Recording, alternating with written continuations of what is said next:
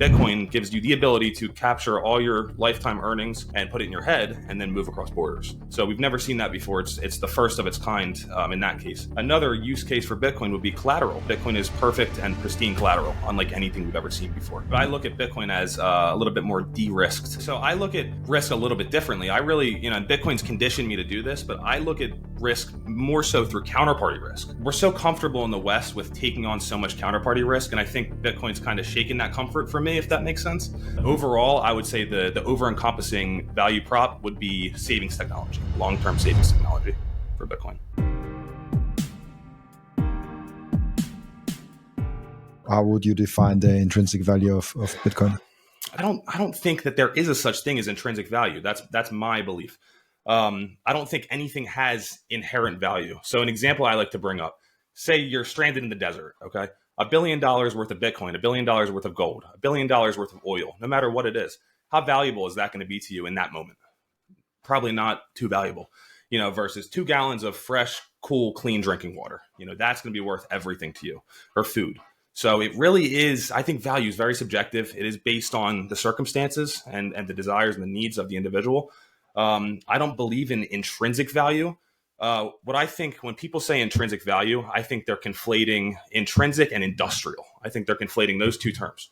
So when you say gold has intrinsic value, I think what they're saying is gold has industrial value. It has industrial use case. We use it in aerospace. We use it in automotive, in jewelry. Gold has a myriad of use cases outside of money, outside of its monetization. So I think when people talk about intrinsic value, they're really talking about industrial value, which in my opinion and in other people's opinions, Bitcoin doesn't really have that industrial value, so to say. Bitcoin functions as money. It functions as savings technology. It is pure, pristine money with no other use cases other than that of money. So that's kind of what interests me about intrinsic value and Bitcoin. I really don't think that intrinsic value exists. I think value is subjective all around. So there's no such thing as something has an intrinsic value. Is always subject to the context of the situation and to the person, because I could have, I don't know, and maybe it's actually a good example. I could have a gold coin or an art piece or anything that I have a lot of emotional value, and I'm like, okay, I never want to sell this because it has some emotional value. There's a price tag on that, which might be, I don't know, €1,000, but that's not the intrinsic value for me. The intrinsic value for me is the emotional value, but It does not really has value on its own. It has a price tag, and I think that's what a lot of people also conflict with Bitcoin. I'm like, what's the intrinsic value of Bitcoin? Like, there is none, and nothing else was intrinsic value. Absolutely. And as you described, that would be sentimental value. So that those gold coins to you have sentimental value, and that's fine. But that is, different from the argument that people make for intrinsic value. So I agree. Sentimental value, you have had a gold coin passed down that has serious sentimental value that might be higher than its spot price. So, that would dictate that you would keep that money or that coin or collectible, whatever it may be. So yeah, I think value is really subjective. It all depends on where you are and the desires and needs of the individual. How do we value Bitcoin then? So Bitcoin, although like I said, it doesn't have industrial value, it does have value. So I'm not saying Bitcoin doesn't have value. Of course it has value. We're in the middle of price discovery right now. So we're the market is collectively trying to figure out what this thing is worth, what this thing is and what it's worth. So in the West, how we value Bitcoin, I would say the biggest use case, if you want to use that word, would be savings technology. I think storing your value across time and space is the biggest use case as a Westerner for Bitcoin. Another jurisdiction use case may be, that jurisdiction is not great and you're looking to flee. So, Bitcoin gives you the ability to capture all your lifetime earnings and put it in your head and then move across borders. So we've never seen that before. It's the first of its kind in that case. Another use case for Bitcoin would be collateral. Bitcoin is perfect and pristine collateral, unlike anything we've ever seen before. We're not at the point yet where Bitcoin is really being collateralized, like say real estate, but it's on the way. It's on the way. I mean, it's perfect for collateral. It's verifiable. You can see it's there. You can't sell a small percentage of a house, to meet a margin call or say to buy a cup of coffee, if we're talking currency.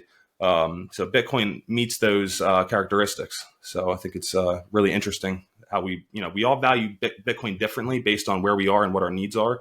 But overall, I would say the over-encompassing value prop would be savings technology, long-term savings technology for Bitcoin.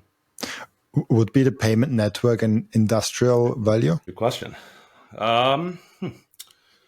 It could be. It could be. It could be. Yeah, I think so. For the payment side of things, I do believe that is downstream of store value. So I believe that medium of exchange and the payment side, the currency side of things, will come after store value.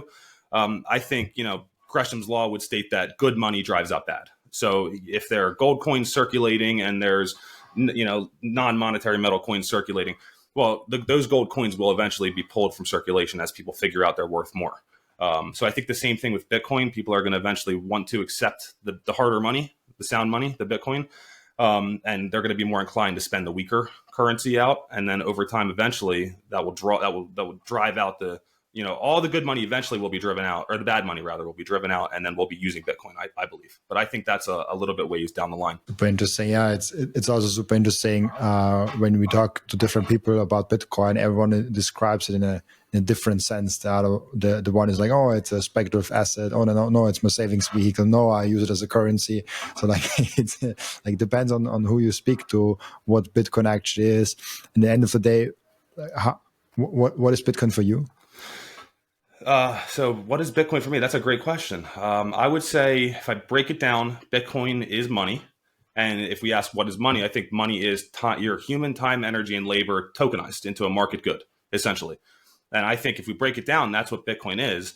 If we get a little bit more into the weeds, Bitcoin is money. It's the next iteration of money. We've had gold that's performed as sound commodity money for thousands of years.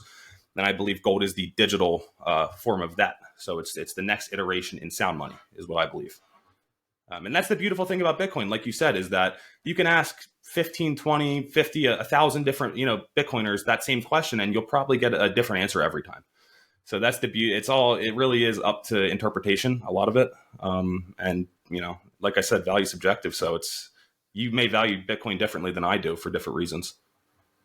How did you come to those conclusions? I think just learning the hard way on a lot of things. And also I try and learn from other people's mistakes. It's easy to make mistakes and learn from your own mistakes. Maybe not easy, but it's common. But I think it's more effective to learn from other people's mistakes. And I think that's what I try and do. I try and, and specifically with the whole crypto, the broader crypto scene. Like I said, I was more involved in crypto back in the 2017 to 2020 epoch, or 2016 to 2020 epoch.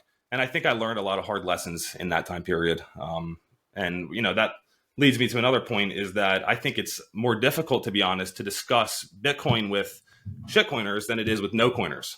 So that's what I found in my experience. I think discussing Bitcoin with no coiners, kind of figuring out where they are and meeting them where they are, that's the important thing. I think that's more effective than, discussing Bitcoin with the shitcoiners. I think it's best to kind of just let them, give them the information and let them learn the hard. Sometimes you have to learn the hard way.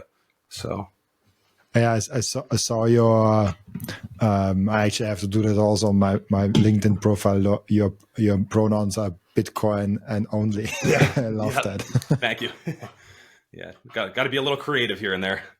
There's a lot of brilliant minds in the Bitcoin space. So I'm just trying to make a little tiny mark, But yeah, just like your, really cool. Your podcast, and like I said, some of those other podcasts have been really pivotal in my learning experience and a lot of other Bitcoiners' learning experience. So thank you for everything you contribute to the space. Oh, I appreciate that. Yeah, really cool. How do you compare actually, because you have a set amount of money and you can deploy it also in real estate and other assets. How do you compare Bitcoin with those?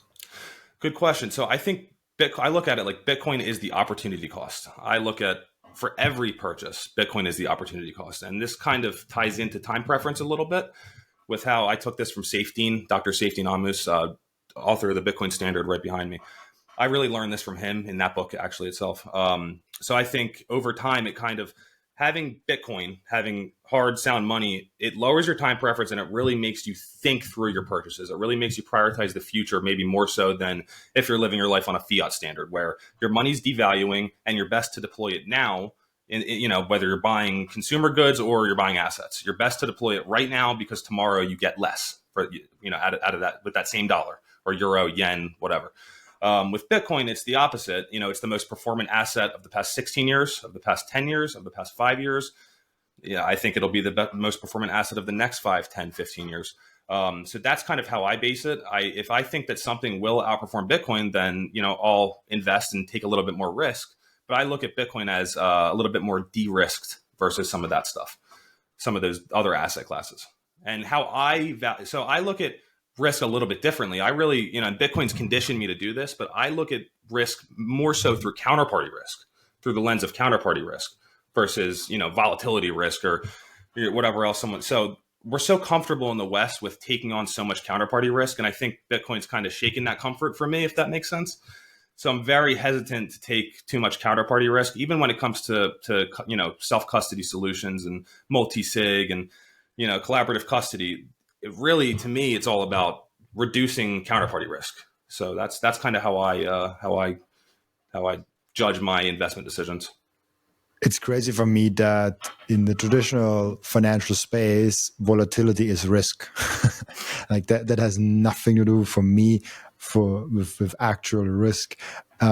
So it's just weird for me to see how people say like, oh, like Bitcoin is so risky, and I'm like what's the risk? And they're like, yeah, the price goes up and down. And yeah, that's the free market. Like it isn't price discovery. That's a normal process. But what's the risk? No, that's the risk. No.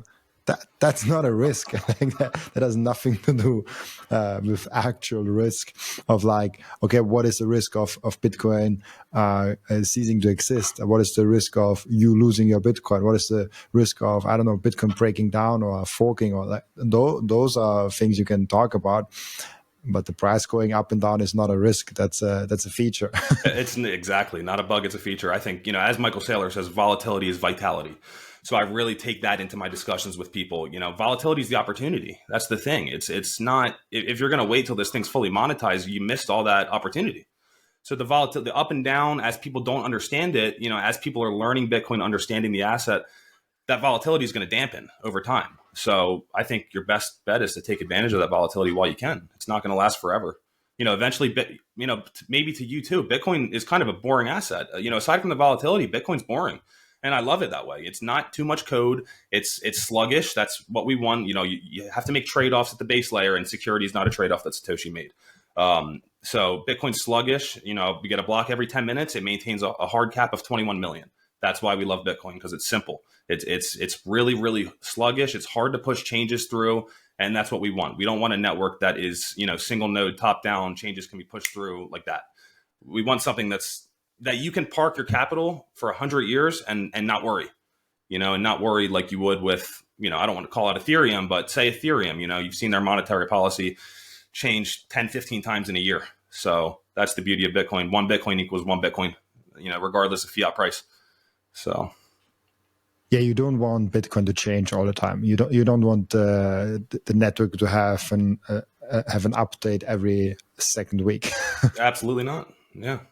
Yeah, it's okay to have a sluggish base layer, I think. And I think that scaling wise, we'll scale on layer twos. We see with Lightning and different layer two applications that we're going to see it. I think it's scale that way to the masses. I mean, the base layer, not everybody's going to be able to have, UTXOs and have transactions confirmed. It's just the way it's going to be. There's just not enough space, so, and block space is a commodity in its own. I think block space is a separate commodity from Bitcoin itself. It's not finite like Bitcoin, but it is scarce and costly. You said till Bitcoin is fully monetized. What do you mean with fully monetized? So I think fully monetized, I think obtaining its total addressable market is what I would say. I don't think it's going to, if there's roughly $900 trillion in global assets, roughly 450 trillion of that is store value assets. So I'm not saying Bitcoin will, encompass that whole 450 trillion, but I think it's going to creep up. I think it's going to keep creeping up. So I think when I say it's monetizing, I think that's what I mean. It's going to capture that store value market share, essentially. I'm often wondering because it's not only it's even beyond store of value. It could also be a currency, and then also the store of value side of things. I, for example, don't want to save anything else except of Bitcoin. Maybe if Bitcoin is more matured, I want to diversify a little bit in high growth stocks, like 10% of my portfolio. So like see some companies. Maybe I want to own my own home. Like that's a thing. But outside of that, I want to be 80-90% in Bitcoin. I don't want to do anything else. And now I'm wondering, is that just because I'm crazy? Or is that maybe a future model of how people will think about their store of value side? Yeah, I don't think you're crazy for that. I think that's normal. I think we're in a time that's crazy, and that is seen as abnormal, when I think what you're saying is completely normal. So in a time period where we have sound money, you're able to work your job, take that risk to go out in the world and provide value to other human beings. You work, you provide your time, energy, and human labor in return for money, for sound money. You save that sound money, and that's that. You don't have to go home and be a hedge fund manager, be an investor, go research balance sheets and companies and markets and macro. And it's a lot for the average person. Somebody should be able to focus on their craft and then come home and spend time with their family and not take that risk. So we're in a time period where, I hesitate to call it money. Our currency, it's not money because it doesn't function as money. It doesn't function as a store of value. So it functions as currency, where our money doesn't store value. So then you have to come home, like I said, and be an investor. You have to go and take abnormal amounts of risk in the markets and just completely go off the risk curve to try and keep up with inflation, with that currency debasement. I think Bitcoin, as sound money, I think it simplifies things. I don't think you're crazy for that. I think that it makes the most sense that way, that you can just work, save your money, and then not go and take, extra risk at home. So I think that's all it is. I think in the future, we're going to see more of that. I think as more people understand Bitcoin, it's just an easier asset. I don't have to manage Bitcoin like a property, like a real estate property, or like equities in a company. It's just, you have, like I said, there's risk in the form of counterparty risk, but it really does simplify things, I believe. How did Bitcoin, how do I say that? What do you think is the implications of that when people all of a sudden have that store of value side of things again, when people have that savings and that good thing again? So I think the implications would be a multitude of things. So one thing would be better relationships, better family relationships, family and friends. You just get to allocate more time to those. Another thing in finance terms or in markets would be real estate. So that is the most monetized asset class. People, it works. People like to follow what's worked historically. Over the past 40, 50 years, real estate has been the premier store value asset. People love to buy rental properties, and even if you don't rent them out, you hold them. That property is going to keep up with inflation. So I think with what Bitcoin really impacts is it allows people to save money that is not money inside of real estate. So basically, it's that cost of living and that average home cost won't keep ripping up. I think it'll be more of a stagnant, steady home value increase versus because people aren't going out and taking. Plus, when people go and take out leverage for real estate, that's new money creation. That's a way that fiat is created. So that's not depositors' deposits that you're borrowing to then buy real estate. That's new money that's been created to buy that house or that property. Yeah, that's a big thing that people don't get. How money is actually created with debt. It's so fundamental. How did Bitcoin actually impact you? Oh man, I don't even know where to begin on that. I could start with health. I mean, health is a good start with that. I'd say it made me, like I said, it lowered my time preference and made me really prioritize the future. And when you do that, you look back in the mirror at yourself and you look at your body and your weight and what you're eating and your habits. And I think it just overall on a personal level really helped kind of get me, to improve my habits, decrease bad habits and increase good habits. When it comes to purchases, I think it's made me prioritize, like I said, the future, lowered my time preference. So I don't just think about consumption right now. I think about, okay, the opportunity cost of this Bitcoin in the future. If I save this money now, well, in the future, I'll have more purchasing power. So I think that's a big way. It allows me to weigh my purchases completely different than before. And I was always a saver. It wasn't like I was a big consumer. But I think it's just there are a lot of people that are savers out there, but we're not in a climate that you can save. So Bitcoin just revamps that. I think revitalizes that. It's the perfect thing for savers, because savers can save again. They don't have to be an investor. If you are a great saver, that's great, but you might not be a great investor either. So saving, having Bitcoin will allow the savers to save again, is what I say. So, and to touch back on that previous question, I'll tie it into this. So I look at anything on top of Bitcoin as extra risk, basically. So Bitcoin is the opportunity cost. Anything you do on top of that is risk. So MicroStrategy, for example, if you want to add a percentage of, MicroStrategy allocation to your portfolio, well, you have Bitcoin as your money, and then MicroStrategy is a bit more risk. It's levered up, and it's got more counterparty risk than having Bitcoin in multi-sig or in single sig self-custody.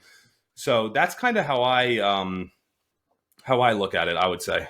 Yeah, I think that's it. How do you look at MicroStrategy or Strategy B now? Yeah, that's going to keep getting me the name change there. So Strategy, yeah, I think what they've done is incredible. It's seriously set the standard, I think, for Bitcoin as a corporate treasury asset. I think that we're going to see. I think we expected to see more companies follow suit last cycle, but I think some of the accounting rules and regs were not in favor of that. I think now, with the repeal of SAB 121, it might be a little bit more favorable. So we might, start seeing some more companies, and now we're seeing it, at the nation state level start to pick up. So I think everything Strategy's done is very impressive for the space. And I think, Michael Saylor, he really humbled himself, I think, and Bitcoin humbles everybody. I think you don't expect to understand Bitcoin and to want to add it to your balance sheet, but he went through all the assets that he can add to his balance sheet, and Bitcoin was the one. It was the best for good reason, and he put the time in and did the proof of work. And I think that's all I have to say about Strategy. I think what they did is phenomenal, and what they're doing for Bitcoin education is great. It's super interesting when you look at Strategy. It's kind of, but when we look at MicroStrategy B and what they are doing with Bitcoin, and you look how successful they have been, it kind of makes you wonder why there's no one following. And then you see, there are some actually following, like MetaPlanet and other companies that are following suit, but not in a real mass way. There's like you can. I think there's like 83 publicly traded companies that have Bitcoin on the balance sheet. Maybe first thing, what do you think is other companies still holding them back? And what do you kind of expect for future Bitcoin adoption on treasury side? So I think the biggest thing holding most companies back is the ownership structure. So yeah, like you said, there are 80 odd publicly traded companies that have Bitcoin on their balance sheet. We can't even count how many private, small family-owned and operated businesses that, incorporate Bitcoin into their business, whether that be on a payment side or on a balance sheet side. I'm guessing more so on the balance sheet side. With the public companies, I think the ownership structure of MicroStrategy and the ability that Michael Saylor had to kind of push things through the company, and also his convincing nature, his educated, intelligent, and convincing nature allowed him to kind of maybe educate his board or his staff on this change. I don't think a lot of companies have that. And we saw with Microsoft, for example, it came to a vote, I want to say, was that late last year, Q4 last year, came to a vote that was turned down. I think eventually it'll go through, but with a company like that, like an Apple, a FANG company, Facebook, Amazon, I think it's just hard to push something like a change like this through. It just takes time. I think Strategy was just perfectly set up for something like this. You need a special kind of a company, maybe like a Facebook where there's not Elon Musk and Mark Zuckerberg still in control, or like a Tesla. They already did it, but they could be more aggressive. Right. So like you need a special kind of company with the ownership structure to actually go ahead and purchase Bitcoin. And there's also the career risk of it. I think a lot of CFOs, even though they might like in private Bitcoin, they think like, okay, what if I suggest that to the board, and if I say we will do that, do I might just get on the bad side of it if I now choose a bad timing and it goes in a bear market and it's down for like 1-2 years, and maybe I risk my job. So I think there's this human career risk thing going on also, which is an interesting an interesting effect, which could actually flip at some point, where a CFO that maybe even is not a big fan of Bitcoin, but he sees that all the other companies are doing it, and it goes to the point where the career risk actually flips over to, oh, I have to have a Bitcoin strategy. If the CEO comes like, oh, what are we doing with Bitcoin? The CFO has to have an answer. So that career risk and the flipping of the career risk is really interesting to see. But I do think we are some time away from that happening. Absolutely. I do think the Overton window is shifting. I think, like you said, the career risk is flipping. I think it's going to eventually be the opposite. I think if you're not doing this stuff, then if you're not, putting Bitcoin on your balance sheet or talking about it or really putting the time or the proof of work to understanding it, then it's going to look bad, in the future. I don't think your clients, if you're a financial advisor, are going to appreciate if you're, telling them to not look at this thing when you haven't even put the time in. So I do see that. I think a lot of Bitcoiners, we're so in the moment, or people in general are in the moment. You expect it to happen right now, but we're only 16 plus years into this thing. Another six, who knows what can happen in another 16 years. So things really do move pretty quickly. So I think we need to just be patient and kind of let this thing monetize and really just be there to help people understand it and be there to educate. Because really Bitcoin is only as good as the humans behind it. It's not exactly like gold, where it was in the earth and we discovered it and dug it up. Although I do believe we discovered Bitcoin, humans engineered Bitcoin with an understanding of thousands of years of monetary history.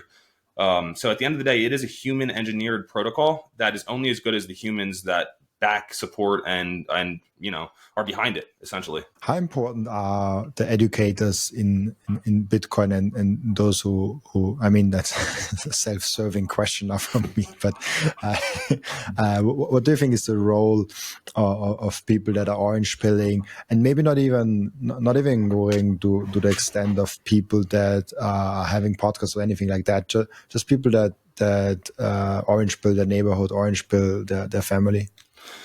I think it's an important role. I think it is. I don't like to be the person that's super, if I talk to you in person, you wouldn't even know that I'm into Bitcoin or interested in it or whatever, unless you bring it up. Except with your shirt.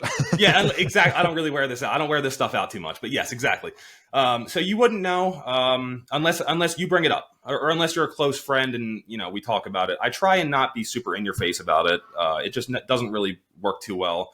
I think you need to meet people where they are and let them come to you. With that being said, I do think Bitcoin educators are very important. I think this is a tough thing to understand if you don't really have a passion for it, if you don't want to sit down, or a need, I should say.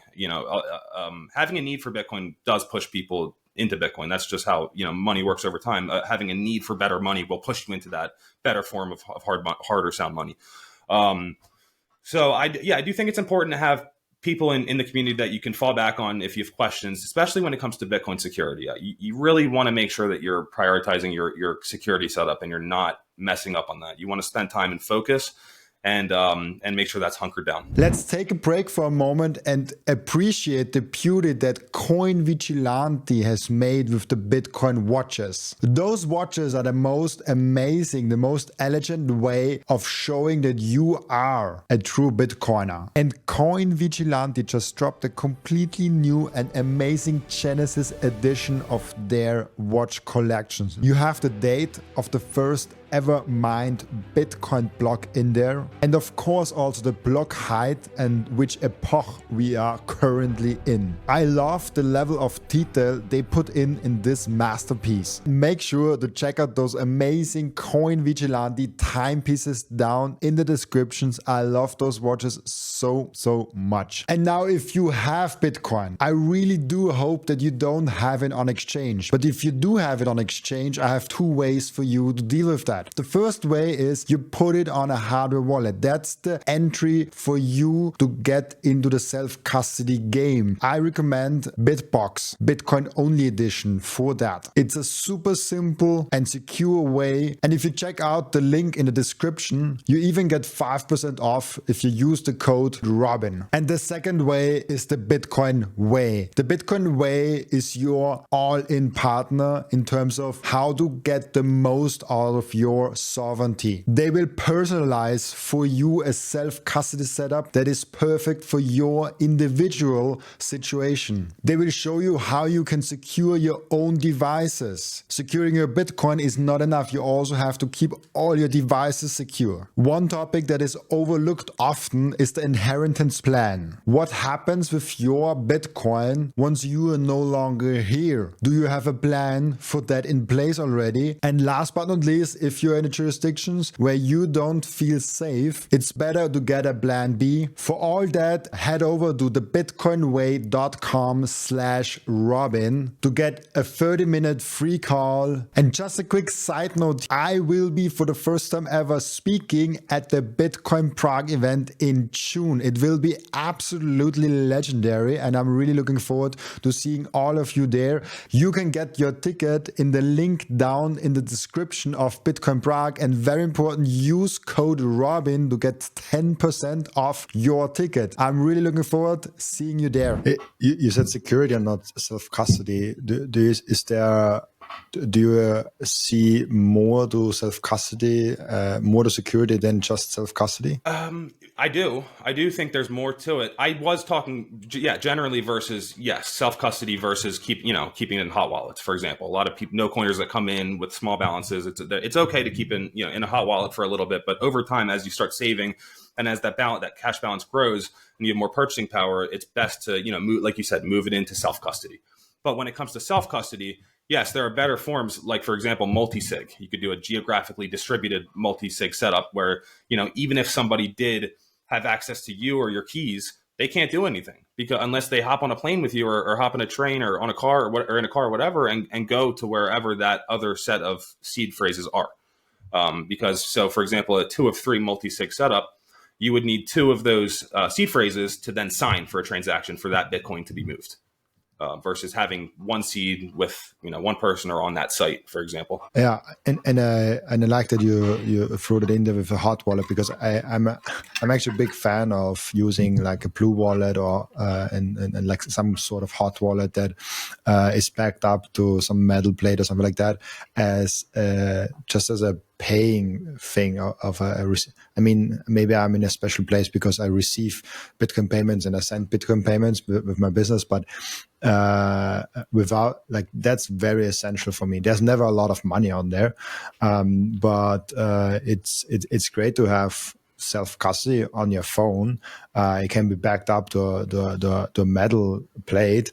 If the phone dies all of a sudden, you don't have to worry about security that much there, because it's just like there's only a certain amount there. If I lose that, it's okay with me. And then it's like the savings account, the savings vehicle of Bitcoin, that has to be super secure, multi-sig, and all those things that you can do. But I do like the idea, and I think it's underappreciated, especially as like a medium wallet, especially if you do payments. Having a hot wallet just on your phone that's accessible, and where you can send and receive quickly Bitcoin. Absolutely, I would agree. I think it's no different than having a wallet in your pocket. You don't keep your life savings in your pocket. You keep a couple $100 or whatever you need to get by the day or the week, and that's it. If it's lost, that sucks, but it's gone. Is what it is. So I think that's how you should look at it. That's how I recommend to people that come to me. That's how I would recommend it. Keep a little bit in a hot wallet in case you do want to spend Bitcoin, but save and keep that in a really secure multi-sig or single sig self-custody solution. Absolutely. How do you look at the current developments? Actually, there's so much going on. It's the second year of the ETF. The how do you say it? SAP 121 was lifted. I think 2 months ago already.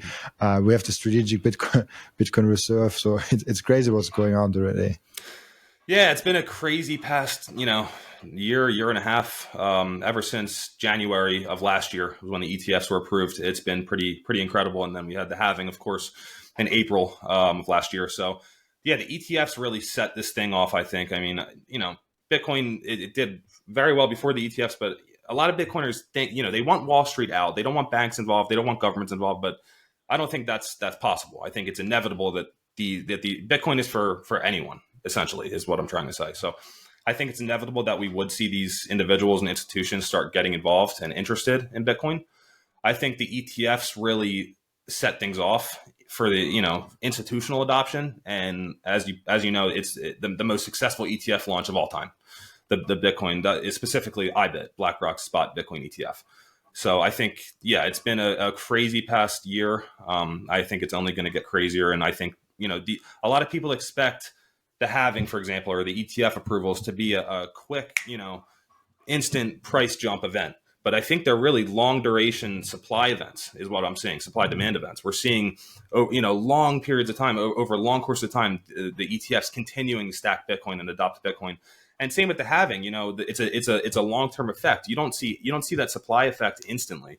It's over time as that's, the issuance gets halved over time. Then you start to see it as demand stays stagnant or increases, you see the effects. So it's not going to be an overnight thing. We're seeing delayed effects like many of us predicted and thought would happen. It's also interesting. I just talked in the previous episode with Danny from Coin Corner, and we discussed how retail is not there in this bull cycle. So if you look at the bull cycle of this time, we see the price rising to over 100K actually, but the retails are not there. You can see it as they are on exchange, they can see it in the buy volume, in the new user registrations and stuff like that.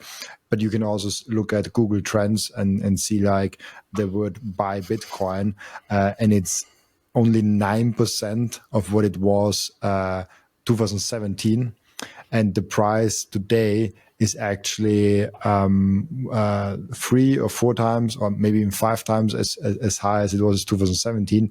So the people that are in this bull run are way more convicted and putting more of their money in Bitcoin. And the people that are in Bitcoin right now have deeper pockets than in 2017, which is super interesting to see and makes you wonder if there's still a retail run-up to come. Yeah, I think retail's pretty exhausted in this cycle. And like I touched on earlier with some of my, crypto acquaintances and friends, I think a lot of them see Bitcoin, just from personal experience talking to them, as something that's not, they're looking for a get rich quick. They're looking for a gambling type, hit on red type thing. That's not what Bitcoin's going to provide them. It's not a get rich quick scheme. It's a don't get poor slow scheme. You're not going to get rich quick with Bitcoin. You might not even get rich with Bitcoin. What you're going to do is you're going to store your earnings over time and space, unlike with pretty much anything else. In the most efficient manner, that is. So yeah, I think retail's pretty exhausted this cycle. I think a lot of them are, for a lot of the retail markets further out on the risk curve. They're playing with crypto, or they just maybe aren't interested quite yet in Bitcoin. They're waiting to see 250, 500, whatever fiat value they want to see. I think this is the institutional and nation state phase of Bitcoin. I do. I think retail, Bitcoin's the first asset where retail had a 16-year jump on everyone else. There was no pre-mine, no, pre-investor offerings or whatever. So Bitcoin was the first true asset that the retail market had the advantage over Wall Street, because Wall Street, had to wait. The governments have to wait, basically, So I think this is a slightly different thing than we've ever seen before in that context. I don't know what retail's interest is going to be like. I do think it's going to pick up when we get deep into the 6 figures. But yeah, like you said, with Google search trends, that's a good metric to look at. It's low. It's low comparatively speaking. So how essentially is the price movements? I made the argument that even at $1 million, we probably won't have more than 10% of retail in Bitcoin. Could be. Yeah, could be. Yeah. And retail's not price agnostic like, say, institutions are or nation states. So they don't care. They'll buy Bitcoin if it's 500,000 or 5 million. They're waiting to see those higher numbers. Whereas retail, I just don't think retail grasps, what this asset is. I think retail conflates Bitcoin and crypto and looks at it kind of as one. And I think over time that's changing. I think you're seeing people starting to differentiate Bitcoin and crypto, and that's good. And that's a really good thing. I think over time, as people learn the hard way, that'll just be more commonplace. I think people, you get burnt on the stove, you're not going to touch it again. You're going to cower back to the safe Bitcoin. So I look at Bitcoin. It's the risk. It's the most conservative thing in the riskiest sector or riskiest industry. It's the most conservative asset in the riskiest portion. So that's kind of how I like to base it off of. How do you think then? And it's a really good thing of like it's the it's the riskiest space, but just because of all the other cryptos. But maybe in the volatility, if you say risk is volatility, then it makes more sense. Right. To the retail person, not to us. Because like I said, we might look at, risk differently. I don't see Bitcoin's volatility, like we said earlier, as risk at all. It's opportunity. So absolutely. How do you think adoption will grow over time? How do we get to everyone getting into Bitcoin? What will be the trigger points that actually get masses into Bitcoin? I think once people can witness and feel the true effects of a finite asset is when they'll start to kind of move their purchasing power over to Bitcoin. And I don't think it's going to be an overnight thing. I know gradually, then suddenly we might see more of an S-curve, adoption. And we may get to that more parabolic phase. But I think it's going to be a more gradual thing. It's going to be, okay, so we allocate 5% of our portfolio to Bitcoin. Okay. And that 5% starts to, churn and get a little bit higher and click up a little bit. All right, well, let's look at this thing. Either you can rebalance and sell off, or you can maybe add a little bit more because it's outperforming everything else. So I think over time, Bitcoin's just going to encapsulate your entire portfolio, whether you like it or not. You start with a 5% portfolio or allocation and you don't touch it. Like I said, that'll just increase and increase and increase. So I think that's sort of how we get there. I think back to Gresham's law, good money drives out bad. Bad money drives out good. I think that's what we're going to see. People are going to want to then save the Bitcoin, which then, if you're using Bitcoin as a store of value without knowing it, you're essentially using it as a medium of exchange, because Bitcoin is money. Money is not designed for the purpose of consumption. It's designed for the purpose of holding on to for buying something at a later date. So with what you're doing is that you're still using it as a medium of exchange if you're using it as a store of value, assuming that you're going to eventually spend it, which most people will. It's money.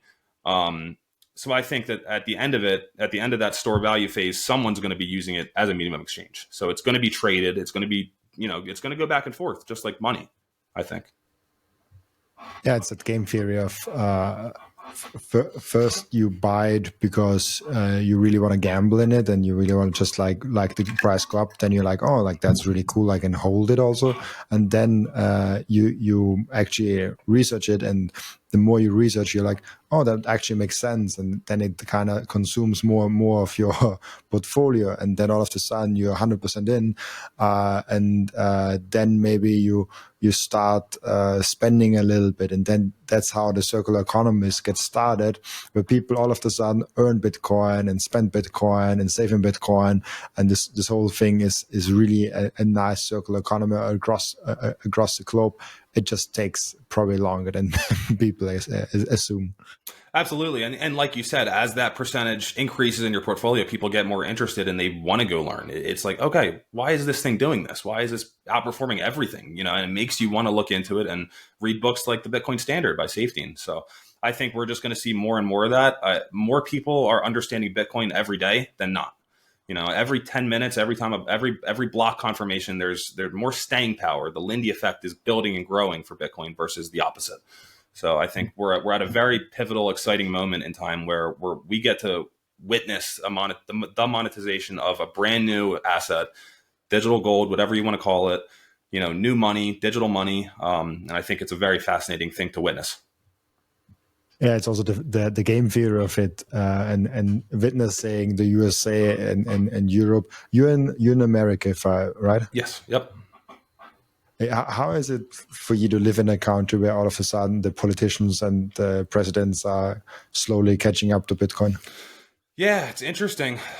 I think we saw a major flip. So the last administration was staunchly anti-crypto, anti-Bitcoin, but there's not much you can do to stop Bitcoin. So the SEC kind of had to allow it in. I think so there's gives and takes. There's benefits to both. I think that in the last administration, the benefit to that was that kept out a lot of the scams. So Bitcoin being the only true digital, decentralized, secure commodity out there, was allowed to we eventually got the ETF through. But it kept out a lot of the scams, a lot of the cryptos, the rug pulls, the shit coins.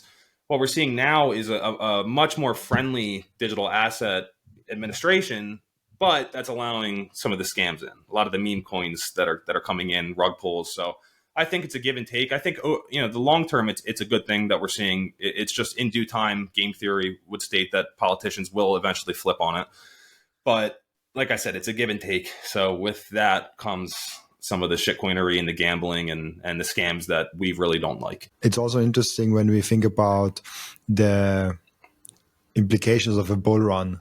And we had 2017, the ICO, we had 2021, the NFTs. And that's also another indication for me that we currently don't have a real bull run, because there's no real distraction next to the Bitcoin. It's just Bitcoin and NFTs are that flat. The crypto economy is not that exciting. I don't hear anything. I mean, there's the Ripple guys that sometimes are a little bit annoying in the comment section, but it's okay. They don't really bother me at all. So it's really calm. It's almost like a bear market.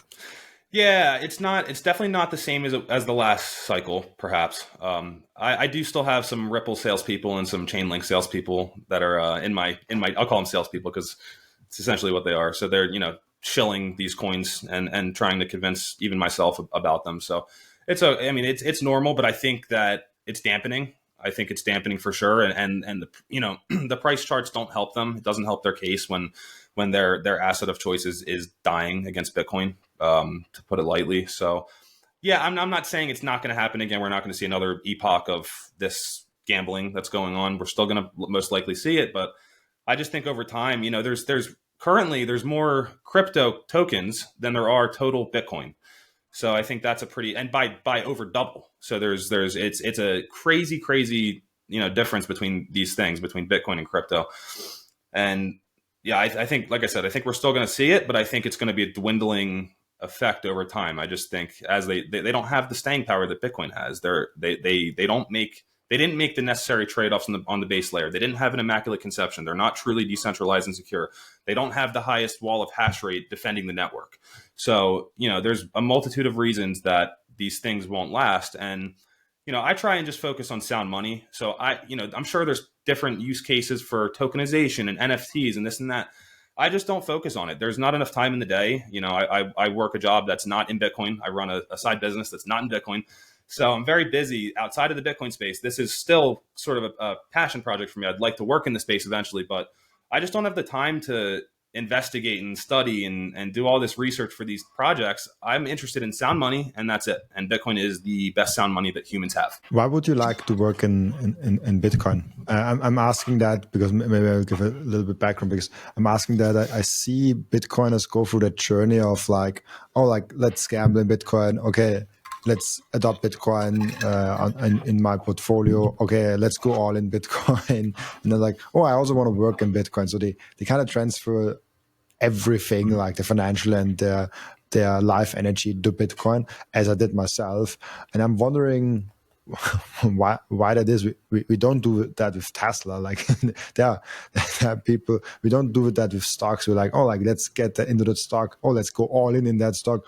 Let's work at that company also. Yeah, it's a great point. Yeah, I think it's just the feeling of you want to do more. You want to contribute more to the space. I think, you can contribute a lot from a more outside perspective if you're just doing some Bitcoin education, talking about it, saving in Bitcoin. But I think some people like myself and like you want to go a step above. You want to go above and beyond. You want to, work in the space where you directly, impact the space, where you can directly put your time, energy, and labor into a product, service, or business that is going to benefit the network and the protocol. So that's kind of where I'm at, and where a lot of other Bitcoiners that I've spoken to online, that have made that jump are at, they were the point they were at before they made that jump. I think it's just a feeling of wanting to do more and contribute more to the space and further education and adoption. Absolutely. Really, I can really relate to that a lot. I've asked one question to each and every one of my guests. The question is, what can we learn from you besides Bitcoin? Besides Bitcoin, I would say if you want to see change, be the change. So if you want to see the change, be the change. If you don't like the world now, then do something, whether that's like you said, not Bitcoin related, whether that's Bitcoin related or not. If you want to see the world different in 10, 20, 30 years, or for your kids or your future grandchildren, then do something now about it. Contribute to something that you think will positively impact the future. And that's going to be different for everybody, but chase your dreams, do impactful stuff, and never stop learning. That's what I would say. Very true. Really cool. As you know, we have an end routine in the podcast where the previous guest is asking a question for the next guest without knowing who the next guest actually is. And your question from the previous guest is, what are your thoughts on the fiat leverage games of MicroStrategy? And do you think this could be dangerous for Bitcoin in any way? Great question. So I don't want to give a super definitive, like I know it all, this will be good or bad. From my naive view, I think that Michael Saylor knows what he's doing. I'm not going to say he knows everything. I think he knows what he's doing. He has 30 plus years of experience in markets as a CEO of this company. No, he's not CEO anymore, but he was I think the longest standing CEO of any tech company, if I remember correctly. And I think he weathered the biggest fall in stock price and kept his position through that. So he has that on his side as well. It's no different than real estate. That's the thing. It's no different than real estate. It's a speculative attack on the dollar, on fiat. You're shorting fiat and you're going long an asset that will outperform fiat that cannot be debased or printed out of thin air. So I think there's risk there, but I think that the way he structures his loans, he's really mitigating his risk. So I am not super fearful, but then again, you should base your fear in your portfolio based on, okay, if you think there's this much risk, then maybe you save a little bit more in Bitcoin and then you take a little bit less risk in MicroStrategy. So that's how I would look at it. I would, if you want to take less risk, save more Bitcoin, maybe buy a little bit less MicroStrategy. I don't know. It's different for everybody. I'm not going to recommend portfolio allocations, but I do think that Michael Saylor and co kind of has it figured out. I think that they'll be all right and they'll be able to weather the storm. I think it's a very normal thing to take out leverage to go long on assets that cannot be debased. Yeah, and I think they do it actually in a very sensible way, in a very logical way, and in not like they do it in a way where, for me at least, it seems very safe. You also in MicroStrategy? I have a small position in strategy. Yep, I have a small position. I look at it like we talked about earlier. I look at it as taking risk on top of Bitcoin. So Bitcoin is the benchmark. Bitcoin's the baseline. It's the opportunity cost. Bitcoin is the hurdle rate. Anything on top of that is risk, is investing. So that's how I look at it. I allocate a small percentage to my investing portfolio. I think it's a great way to look at it. Bitcoin as the hurdle rate. You said also something before I really liked it. Bitcoin is the opportunity cost. I love that. Thank you. Yes, it is. It totally is. And I base any investment decision or purchase based off that. What will these sats get me in the future versus what am I doing now? So Bitcoin really is the opportunity. And then that might lead to hesitancy for certain people buying homes. Even, everybody wants to save for a home, but then once you get there, well, if you buy a home, that house is going to cost half as much Bitcoin in 4 years, and then maybe a quarter as much in 8 years. So it really makes you lower your time preference and weigh out your consumption. Absolutely. That's really cool. Before I let you go, where can people find you, ask you questions, and reach out to you? So the best bet for now would be LinkedIn. I can provide a link for you. It's just Reese M. That's it, Reese M. And then I have my laser eye emoji. So I don't have any other socials. And your pronouns. Yeah, Bitcoin only. That's it. Yeah, Bitcoin only. So yeah, no other socials I'm going to plug quite yet. I'm still working on that stuff in the background. So for now, I'm just going to stick with LinkedIn. It's just Reese M on LinkedIn. I'd love to connect with you, and you want to message me, that's perfectly fine. We can message and I can even answer questions or whatever. So I'm open to any conversation on there. Really cool. Thank you so much, Reese, for being on the show. Also, thank you so much for everyone that is watching and listening, for joining us today. As always, I'll be back tomorrow with another episode. Thanks, Rob. Appreciate it.